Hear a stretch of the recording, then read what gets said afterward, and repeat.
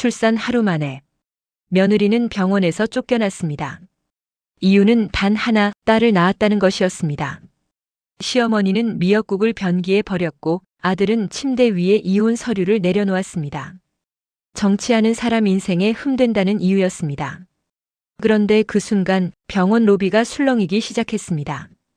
의사들, 병원장, 검은 차량들, 그리고 모두가 한 여자 앞에서 고개를 숙였습니다. 쫓겨난 며느리, 그 여자의 정체는 아무도 상상하지 못했던 사람이었습니다. 더 충격적인 건 이 이야기가 거기서 끝이 아니라는 사실입니다. 5년 후 그들이 무릎 꿇고 다시 찾게 될 이유가 생기니까요. 지금부터 시작합니다. 끝까지 보셔야 왜 이 이야기가 인과응보인지 알게 됩니다. 이런 실화 같은 이야기 놓치지 않으시려면 구독과 좋아요 꼭 눌러주세요. 새벽 5시 나는 전화벨 소리에 잠에서 깼습니다. 배가 찢어질 듯 아팠습니다. 양수가 터진 건지 침대 시트가 축축하게 젖어 있었습니다. 손이 떨렸지만 남편에게 먼저 전화를 걸었습니다. 3번, 4번, 5번. 받지 않았습니다. 할 수 없이 시어머니에게 전화를 걸었습니다. 어머니, 저 현숙이에요. 배가 너무 아파요. 병원 가야 할 것 같아요. 수화기 너머로 한숨소리가 먼저 들려왔습니다. 아이고, 꼭 이 시간에 난리냐? 전화가 끊겼습니다. 나는 배를 움켜쥔 채 택시를 불렀습니다. 계단을 내려가는데 다리가 후들거렸습니다. 택시 기사님은 놀란 표정으로 병원까지 달려주셨습니다. 응급실에 도착했을 때 진통이 5분 간격으로 왔습니다. 간호사가 서류를 내밀었습니다. 보호자 연락처 적어주세요. 나는 빈칸을 오래 바라봤습니다. 결국 친정 언니 번호를 적었습니다. 시댁 식구들 번호는 적지 않았습니다. 분만실로 옮겨지는 동안 나는 생각했습니다. 결혼 3년 동안 단 한 번도 남편이 내 편이었던 적이 있었던가? 시어머니는 또 어떻고? 명절 때마다 친정 음식을 쓰레기통에 버리던 그 사람. 내가 입던 옷을 뜯어보며 값을 따지던 그 사람. 그런데도 나는 참았습니다. 아이만 낳으면 달라질 거라고, 손주만 보면 인정받을 거라고 믿었습니다. 진통이 점점 심해졌습니다. 간호사가 물었습니다. 보호자 언제 오세요? 나는 대답하지 못했습니다. 오지 않을 사람을 어떻게 기다린다고 말할 수 있었겠습니까? 새벽 6시 40분 분만실 문이 열렸습니다. 의사 선생님이 말했습니다. 힘내세요. 거의 다 왔어요. 그 순간 복도에서 발소리가 들렸습니다. 시어머니였습니다. 남편은 오지 않았습니다. 시어머니는 분만실 밖에서 팔짱을 낀 채 서 있었습니다. 걱정하는 표정이 아니었습니다. 귀찮다는 표정이었습니다. 나는 그때 알았어야 했습니다. 이 사람들에게 나는 며느리가 아니라 도구였다는 것을. 때를 이을 아들을 낳아주는 도구. 마지막 힘을 쥐어짜 아이를 밀어냈습니다. 아기 울음소리가 들렸습니다. 축하드립니다. 건강한 여자아이예요. 그 말과 동시에 복도에서 시어머니의 목소리가 들렸습니다. 뭐? 딸이라고? 차갑고 날카로웠습니다. 나는 온몸이 땀으로 젖은 채 천장을 바라봤습니다. 형광등 불빛이 눈에 들어왔습니다. 아, 이제 시작이구나. 진짜 지옥은 이제부터구나. 회복실로 옮겨진 나는 아이를 품에 안았습니다. 작고 따뜻했습니다. 새빨간 얼굴로 눈을 감고 있는 내 딸. 세상에 태어난 지 1시간도 안 된 아이였습니다. 시어머니가 문을 열고 들어왔습니다. 아이를 보지도 않았습니다. 나만 쳐다봤습니다. 힘들었겠네. 위로가 아니었습니다. 그냥 던지는 말이었습니다. 도훈이는 어디 갔어요? 바빠 사람 만나러 갔어. 출산했다고 말씀드렸죠? 그래서 내가 낳는 걸 옆에서 봐줘야 하냐? 할 말이 없었습니다. 시어머니는 창밖을 보며 말을 이었습니다. 근데 왜 하필 딸이야? 아들 낳으라고 그렇게 말했는데. 제가 성별을 정하는 건 아니잖아요. 그래도 아들 낳은 며느리도 많던데 너만 딸 낳았네. 가슴이 답답했습니다. 손에 힘이 들어갔습니다. 아이가 작게 칭얼거렸습니다. 그때 친정 언니가 병실 문을 열고 들어왔습니다. 손에는 미역국 보온병과 과일이 들려 있었습니다. 현수가 괜찮아? 언니 얼굴을 보자 눈물이 났습니다. 참았던 게 한꺼번에 터져 나왔습니다. 시어머니는 언니를 보더니 인사도 없이 나가버렸습니다. 언니가 내 손을 잡았습니다. 현수가 저 사람들 왜 저래? 손주 봤으면 좋아해야 하는 거 아니야? 나는 고개를 저었습니다. 말할 힘도 없었습니다. 언니가 가져온 미역국을 데워서 먹었습니다. 엄마가 끓여주시던 그 맛이었습니다. 엄마 생각에 또 눈물이 났습니다. 엄마가 살아계셨다면, 아빠가 살아계셨다면 이런 취급은 받지 않았을 텐데. 20살에 부모님을 잃었습니다. 교통사고였습니다. 비 오는 날 고속도로에서 트럭이 중앙선을 넘었고 그게 끝이었습니다. 그 뒤로 할아버지 손에 자랐습니다. 할아버지는 의료재단을 운영하셨지만 나에게는 그저 따뜻한 할아버지였습니다. 재단 일은 전문 경영인들이 했고 나는 평범하게 살았습니다. 할아버지가 돌아가신 건 2년 전이었습니다. 현수가, 넌 평범하게 살거라. 돈이 사람을 망친다. 내가 필요할 때만 쓰면 돼. 유언이었습니다. 그래서 나는 결혼할 때도 말하지 않았습니다. 재단 이야기를, 상속 이야기를, 그냥 평범한 직장인 며느리로 살고 싶었습니다. 남편을 만난 건 회사 동료 소개였습니다. 괜찮은 사람이라고 했습니다. 성실하고 야망 있다고. 처음엔 좋았습니다. 데이트할 때는 다정했습니다. 프로포즈할 때는 무릎 꿇고 반지를 꺼냈습니다. 결혼하고 나서 모든 게 바뀌었습니다. 시어머니는 첫날부터 내 옷장을 뒤졌습니다. 가방 브랜드를 확인했습니다. 친정에서 뭘 해주는지 캐물었습니다. 친정이 변변찮으니 이것밖에 못 해주는구만. 남편은 말리지 않았습니다. 오히려 웃었습니다. 어머니 성격이 원래 그래 이해해. 저녁 6시 남편이 병실에 들어왔습니다. 양손은 비어 있었습니다. 꽃도 선물도 없었습니다. 나았어? 응, 딸이라며. 응. 남편은 아이를 보지도 않고 휴대폰만 봤습니다. 나 바빠서 오래 못 있어. 지역구 사람들 만나야 돼. 고마워 와줘서. 비꼬는 말이었지만 남편은 눈치채지 못했습니다. 문이 닫혔습니다. 나는 아이를 안고 혼자 울었습니다. 출산 이틀째 몸은 여전히 아팠습니다. 회음부 봉합 부위가 쓰라렸고 일어날 때마다 어지러웠습니다. 그래도 아이는 돌봐야 했습니다. 수유하고 기저귀 갈고 트림시키고. 간호사가 물었습니다. 산후조리원 예약하셨어요? 아니요, 집에서 할 거예요. 보호자분이 도와주시나요? 대답하지 못했습니다. 친정 언니가 매일 왔습니다. 미역국을 끓여오고 빨래를 챙겨가고 내 이마에 손을 얹어 열을 확인했습니다.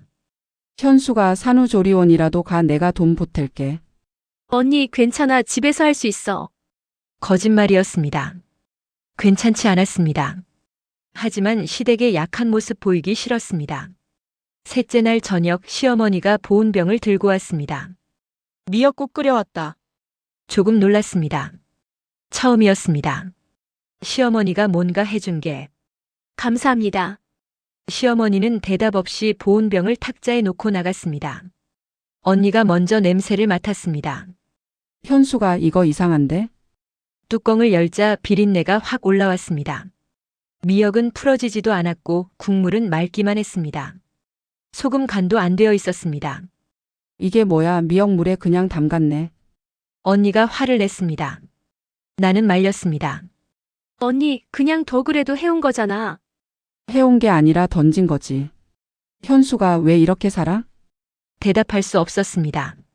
나도 몰랐으니까. 왜 이렇게 사는지. 그날 밤 남편에게 문자가 왔습니다.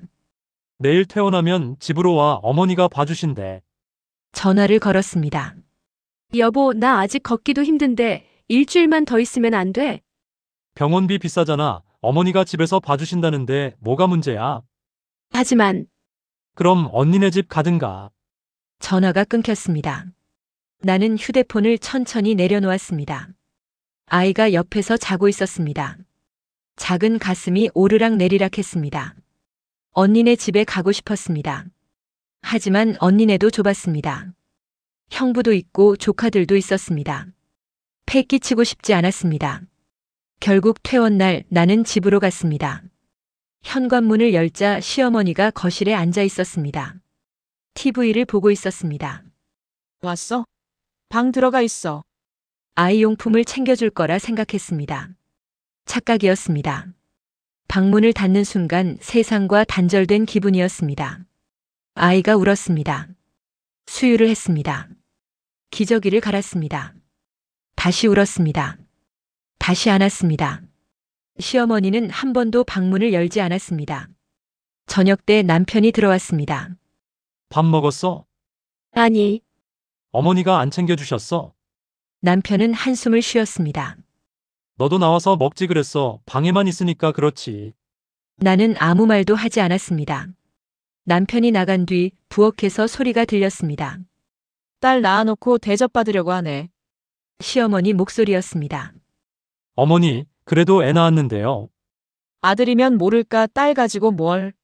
나는 이불을 뒤집어 썼습니다. 그날 밤 열이 났습니다. 온몸이 떨렸습니다. 유선염이었습니다. 가슴이 돌덩이처럼 딱딱해지고 칼로 찌르는 듯한 통증이 왔습니다. 아이는 계속 울었습니다. 배고프다고 불편하다고. 나는 이를 악물고 아이를 안았습니다. 수유를 했습니다. 눈물이 났습니다. 아픈 건지 억울한 건지 슬픈 건지 구분이 안 됐습니다. 새벽 3시 남편이 방문을 열었습니다. 시끄러워 죽겠네. 애 좀 조용히 시켜. 미안해. 내일 약속 있는데 잠을 못 자겠네. 남편은 거실 소파로 나갔습니다. 나는 아이를 안은 채 바닥에 주저앉았습니다. 이게 엄마가 되는 거구나. 이게 결혼 생활이구나. 이게 내가 선택한 인생이구나. 그렇게 일주일이 지났습니다. 일주일 동안 나는 방 밖으로 제대로 나가지 못했습니다. 밥도 거르고 씻지도 못하고 그냥 아이만 돌봤습니다. 거울을 봤습니다. 귀신 같았습니다. 머리는 헝클어지고 얼굴은 헬쑥했습니다. 그때 남편이 서류 봉투를 들고 방에 들어왔습니다. 현숙 씨, 우리 얘기 좀 해야 할 것 같아. 남편은 침대 끝에 앉지도 않았습니다. 그냥 서 있었습니다. 서류 봉투를 침대 위에 던지듯 놓았습니다. 뭐예요, 이거? 열어봐. 손이 떨렸습니다. 뭔지 알 것 같았습니다. 알고 싶지 않았습니다. 봉투를 뜯었습니다. 이혼 합의서였습니다. 왜 갑자기? 갑자기가 아니야. 생각 많이 했어. 남편은 창밖을 보며 말했습니다. 나 이번에 지역구 출마하잖아. 이미지가 중요해. 완벽한 가정, 모범적인 가족상 그게 필요한데. 그래서요? 딸 낳은 거 정치적으로 안 좋아. 유권자들이 아들 선호하거든. 특히 우리 지역구는. 귀를 의심했습니다. 지금 무슨 소리 하는 거예요? 그리고 솔직히 말할게 너랑 사는 거 힘들어. 친정 배경도 없고 도움도 안 되고. 가슴이 철렁했습니다. 도움이 안 된다고요? 제가 3년 동안 뭘 했는데요? 그게 뭐 대단한 건가? 집안일은 당연한 거고. 남편은 차갑게 말을 이었습니다. 위자료는 없어. 아이 양육권은 내가 가져. 나는 양육비도 안 줄 거야. 내 아이로 등재도 안 할 거고. 이게 말이 돼요? 당신 친딸인데. 딸은 필요 없어. 나중에 재혼해서 아들 낳을 거야. 순간 모든 게 이해됐습니다. 이 사람은 처음부터 나를 사랑한 적이 없었습니다. 그냥 필요해서 결혼했을 뿐이었습니다. 집안일 시킬 사람, 아들 낳아줄 사람. 그런데 딸을 낳았으니 쓸모가 없어진 겁니다. 서명해. 이게 서로한테 좋아. 좋긴 뭐가 좋아요? 목소리가 커졌습니다. 아이가 깜짝 놀라 울음을 터뜨렸습니다. 남편이 인상을 찌푸렸습니다. 시끄럽게 왜 그래? 애 좀 조용히 시켜. 당신 딸이 우는데 조용히 시키라고요? 내 딸 아니라니까 호적에도 안 올릴 거라고. 그 말에 뭔가 끊어졌습니다. 참고 있던 게 쌓아두었던 게 전부 폭발했습니다. 나가요. 당장 나가라고요. 왜 이래? 합리적으로 얘기하자고. 합리적? 출산한 지 일주일도 안 된 사람한테 이혼 서류 던지는 게 합리적이에요? 남편이 혀를 찼습니다. 역시 대화가 안 되네. 그럼 변호사 통해서 하자. 문이 닫혔습니다. 나는 그 자리에 주저앉았습니다. 아이를 꽉 안았습니다. 아이는 계속 울었습니다. 나도 울었습니다. 어떻게 이럴 수 있을까? 어떻게 사람이 이럴 수 있을까? 1시간쯤 지났을까 시어머니가 방문을 열었습니다. 너 나와봐. 거실로 나갔습니다. 아이를 안은 채였습니다. 시어머니는 소파에 앉아 팔짱을 끼고 있었습니다. 서류 받았지? 네. 잘 됐네. 솔직히 말할게. 너 같은 며느리 필요 없었어. 저 어머니한테 뭘 잘못했어요? 잘못? 딸 낳은 것부터 잘못이지. 시어머니가 냉소를 지었습니다. 우리 집안은 대대로 아들만 낳았어. 근데 너는 딸을 낳았잖아. 그것도 장손 자리에서. 성별은 제가 정하는 게 아니에요. 그래도 결과는 결과야. 딸 낳은 며느리는 쓸모없어. 참았습니다. 꾹 참았습니다. 그리고 솔직히 너 친정도 변변찮잖아. 부모도 없고 재산도 없고. 그 순간이었습니다. 친정 언니가 현관문을 열고 들어왔습니다. 현수가 언니는 상황을 단번에 파악했습니다. 뭐야 무슨 일이야? 나는 이혼 서류를 언니에게 내밀었습니다. 언니 얼굴이 굳었습니다. 미쳤네 진짜 미쳤어. 출산한 지 일주일 됐는데 이혼 서류를? 시어머니가 비웃었습니다. 친정 식구가 왔으니 데리고 가. 짐 싸서 나가. 뭐라고요? 여기 우리 집이야. 필요 없는 사람은 나가야지. 언니가 소리쳤습니다. 아니 출산한 사람을 어떻게 지금 내쫓아요? 그게 우리랑 무슨 상관이야. 알아서 하든가. 나는 언니 손을 잡았습니다. 언니 됐어 나가자. 현수가 괜찮아 여기 있기 싫어. 짐을 쌌습니다. 많지 않았습니다. 옷 몇 벌, 아이용품, 그게 전부였습니다. 현관문을 나서는데 시어머니가 말했습니다. 병원비는 내가 냈으니까 나중에 갚아. 언니 차를 타고 병원으로 향했습니다. 아이 건강검진 때문이었습니다. 출산 후 2주 검진이 남아 있었습니다. 현수가 괜찮아? 응, 괜찮아. 괜찮지 않았습니다. 온몸이 무너지는 것 같았습니다. 하지만 무너질 수 없었습니다. 아이가 있었으니까. 병원에 도착했습니다. 산부인과 로비는 익숙했습니다. 일주일 전 이곳에서 아이를 낳았습니다. 이곳에서 모든 게 시작됐습니다. 접수를 했습니다. 간호사가 차트를 보더니 고개를 갸웃했습니다. 보호자는 안 오셨어요? 네, 혼자 왔어요. 간호사 얼굴에 동정이 스쳤습니다. 그게 싫었습니다. 진료실로 들어갔습니다. 의사 선생님이 아이를 살펴봤습니다. 아이는 건강해요. 잘 크고 있어요. 다행이네요. 그런데 산모는요? 얼굴이 많이 안 좋으신데 산후조리 잘하셨어요? 대답하지 못했습니다. 의사 선생님이 한숨을 쉬었습니다. 힘드시죠? 눈물이 났습니다. 갑자기 따뜻한 말 한마디에 죄송해요. 괜찮아요. 출산 후엔 몸도 마음도 힘든 시기예요. 진료가 끝나고 로비로 나왔습니다. 언니가 기다리고 있었습니다. 어떻대? 애는 괜찮대. 그때였습니다. 병원 입구가 술렁거리기 시작했습니다. 검은색 승용차들이 줄지어 들어왔습니다. 고급 차량들이었습니다. 사람들이 웅성거렸습니다. 차에서 양복 입은 사람들이 내렸습니다. 병원장이었습니다. 뒤로 의료진들이 줄지어 따라왔습니다. 그들은 로비를 가로질러 걸어왔습니다.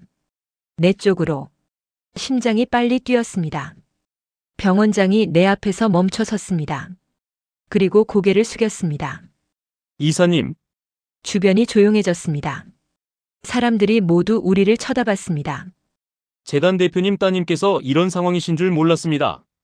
일주일 전 출산하실 때도 그 이후에도 저희가 제대로 모시지 못했습니다. 언니가 내 손을 꽉 잡았습니다. 현수가 뭐야 이거? 나는 대답하지 못했습니다. 병원장이 말을 이었습니다. 지금이라도 저희 VIP 병실로 모시겠습니다. 사람들의 시선이 따가웠습니다. 수군거리는 소리가 들렸습니다. 재단 대표 따님? 진짜? 저 사람이? 그때 또 다른 차가 병원 앞에 섰습니다. 시어머니와 남편이었습니다. 그들은 상황을 보고 얼어붙었습니다. 병원장이 그들을 보더니 표정이 굳었습니다. 저분들이 보호자분들이신가요? 아니요. 내가 먼저 말했습니다. 이제 아무 관계도 아닙니다. 시어머니 얼굴이 하얗게 질렸습니다. 남편은 입만 벙긋거렸습니다. 병원장이 냉랭한 목소리로 말했습니다. 그렇다면 저분들께는 퇴장 요청하겠습니다. 경비들이 다가왔습니다. 시어머니가 소리쳤습니다. 잠깐만요. 이게 무슨 상황이에요? 아무도 대답하지 않았습니다. 남편이 내게 다가오려 했습니다. 현숙 씨, 잠깐만 얘기 좀.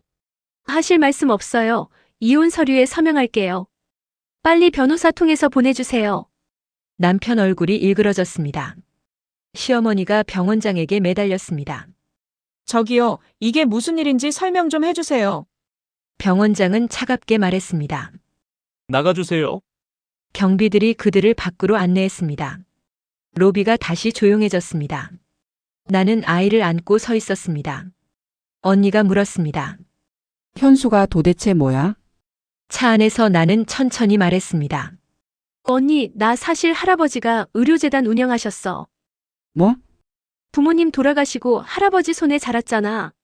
할아버지가 2년 전에 돌아가시면서 재단을 내게 물려주셨어. 언니가 입을 다물지 못했습니다.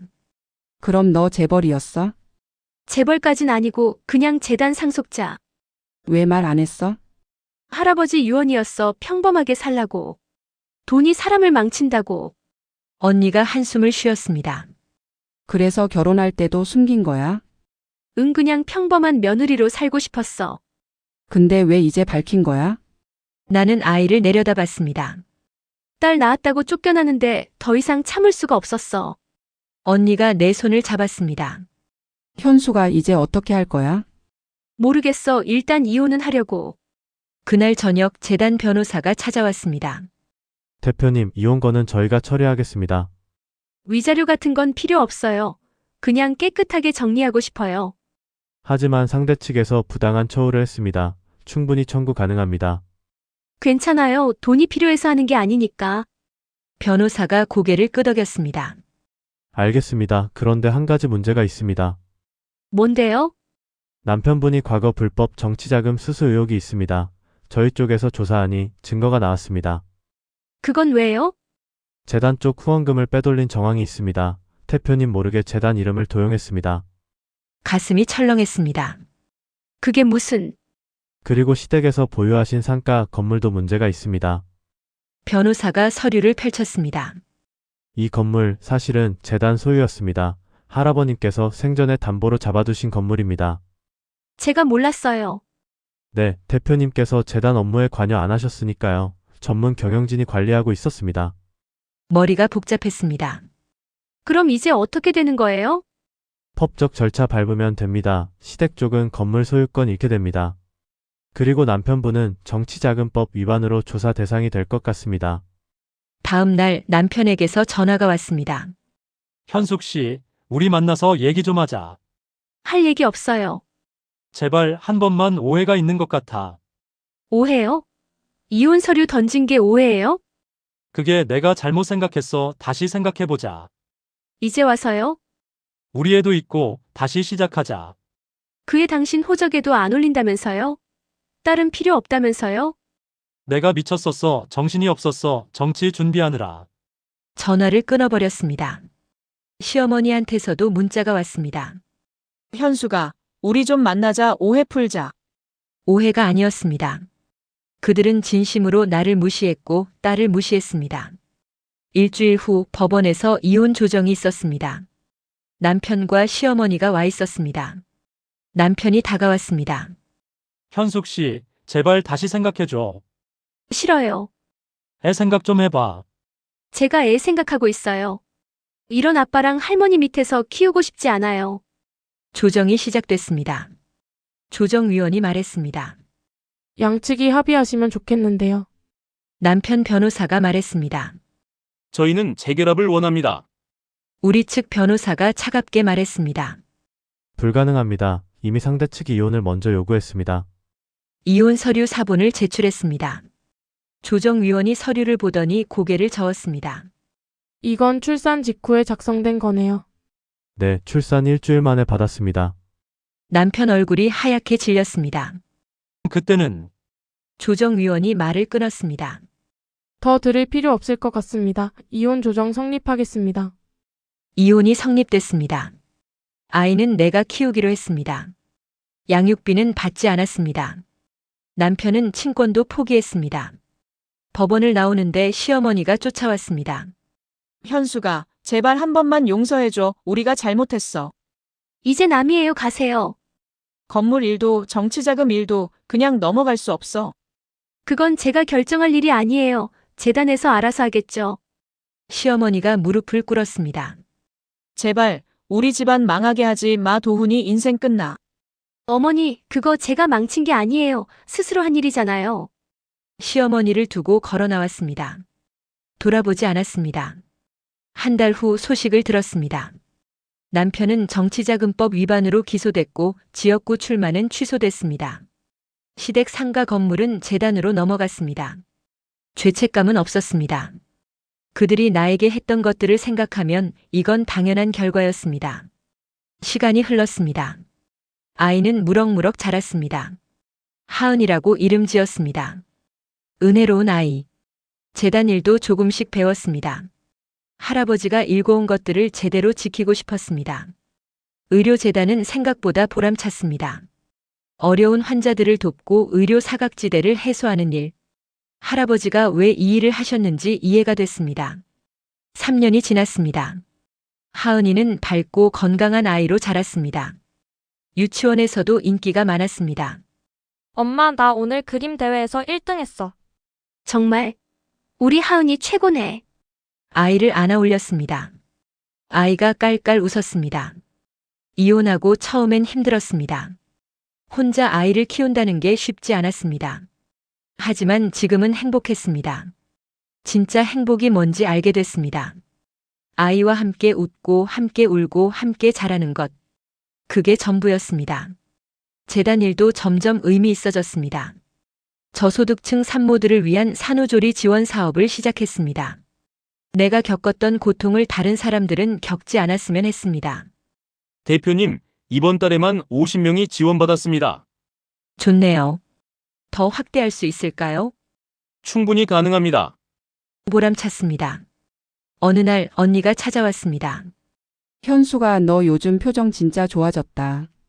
그래? 응, 결혼했을 때보다 훨씬 밝아. 맞는 말이었습니다. 그때는 웃는 것도 힘들었습니다. 매일 눈치 보고 참고 견뎠습니다. 지금은 달랐습니다. 아침에 일어나는 게 행복했습니다. 아이 얼굴 보는 게 행복했습니다. 5년이 지났습니다. 하은이는 초등학교에 입학했습니다. 입학식 날 하은이가 말했습니다. 엄마, 우리 아빠는 없어? 가슴이 철렁했습니다. 하은아, 엄마가 아빠 역할도 할게. 괜찮아, 엄마. 나는 엄마만 있으면 돼. 엄마가 세상에서 제일 좋아. 눈물이 났습니다. 이 아이 때문에 힘들었던 모든 순간들이 보상받는 기분이었습니다. 그날 저녁 집으로 돌아오는 길에 언니에게 전화가 왔습니다. 현수가 너 전 남편 소식 들었어? 아니, 왜? 사기 혐의로 또 걸렸대. 재혼한 부인한테도 버림받았다던데. 시어머니는 요양병원 들어갔다더라. 안타까운 마음은 들지 않았습니다. 그들은 스스로 선택한 삶을 살았고 그 결과를 받았을 뿐이었습니다. 나는 하은이 손을 잡고 집으로 들어갔습니다. 엄마, 오늘 저녁 뭐 먹어? 하은이가 좋아하는 김치찌개 끓여줄까? 좋아. 부엌에서 저녁을 준비하는데 하은이가 뒤에서 안았습니다. 엄마 사랑해. 엄마도 사랑해, 하은아. 이게 행복이었습니다. 거창한 게 아니었습니다. 돈도 명예도 아니었습니다. 사랑하는 사람과 함께 웃고 평범한 일상을 나누는 것. 그게 전부였습니다. 창밖으로 노을이 졌습니다. 아름다웠습니다. 힘들었던 시간들도 아팠던 기억들도 이제는 다 지나갔습니다. 남은 건 나와 하은이 그리고 우리의 미래뿐이었습니다. 나는 아이를 안고 창밖을 바라봤습니다. 하은아, 우리 행복하게 살자. 응, 엄마, 우리 계속 행복할 거야. 그렇게 우리의 새로운 인생이 시작됐습니다. 더 이상 누구 눈치 보지 않고 더 이상 참지 않고 당당하게. 이게 내가 선택한 삶이었습니다. 그리고 나는 정말 행복했습니다. 여러분은 어떻게 생각하시나요? 현숙 씨는 딸을 낳았다는 이유만으로 쫓겨났지만 결국 당당하게 자신의 삶을 되찾았습니다. 진짜 행복은 다른 사람의 인정이 아니라 자기 자신을 지키는 데서 시작되는 것 같습니다. 이 이야기가 도움이 되셨다면 구독과 좋아요 부탁드립니다. 여러분의 응원이 더 좋은 이야기를 만드는 힘이 됩니다. 다음에도 더 좋은 이야기로 찾아뵙겠습니다. 감사합니다.